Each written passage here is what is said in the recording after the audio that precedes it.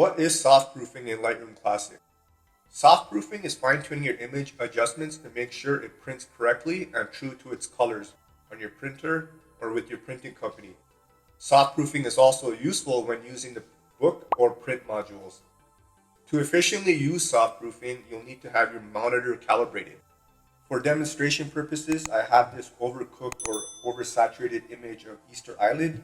I'm going to turn on soft-proofing by clicking here, or you can use the keyboard shortcut S. You can see soft-proofing is turned on with this white background and this proof preview indicator. By default, Lightroom Classic offers to create a virtual copy, which I'll do right here. And now you can see the virtual copies right here. And this is my original file. So I'll go back to the virtual copy.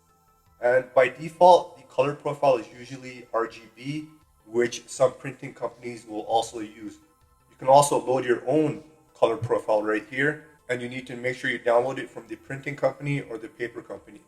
And I'm going to choose the Red River Arctic Polar Luster paper for the Epson 2000 printer. And then you can also see this option of simulating paper and ink.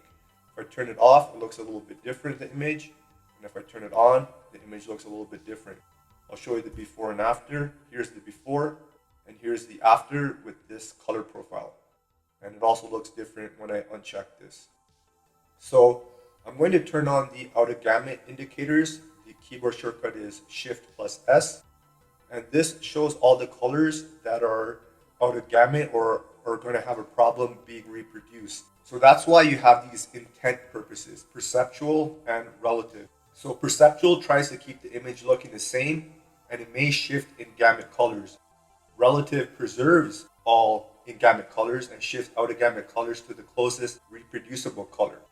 According to Adobe, use perceptual when you have a lot of out-of-gamut colors and relative when you have few out-of-gamut colors. So in this case, I have a lot of out-of-gamut colors, so perceptual is usually better according to Adobe, but relative usually looks better. So I'm going to turn off the out-of-gamut indicators, and this is how relative looks. And now this is how perceptual looks. You can see perceptual is more desaturated. So I'm going to go to relative, turn the clipping indicator or the out-of-gamut indicators on, and try to correct this slightly by decreasing the vibrance to about 25 and the saturation to about 25. I'll turn off the indicators, and now you can see how it looks with relative. And this is the original image, so you can see the image on the paper of the Arctic Polar Luster with the Epson 2000 will look a little bit less saturated and a little bit less exposure or luminance, but the image still looks pretty good. And if we go to perceptual, it looks even less saturated. So that's pretty much it for soft proofing. When you do save the image file, you need to make sure you select the correct color profile when you export the image. Other than that, if you guys enjoyed this video, you know what to do.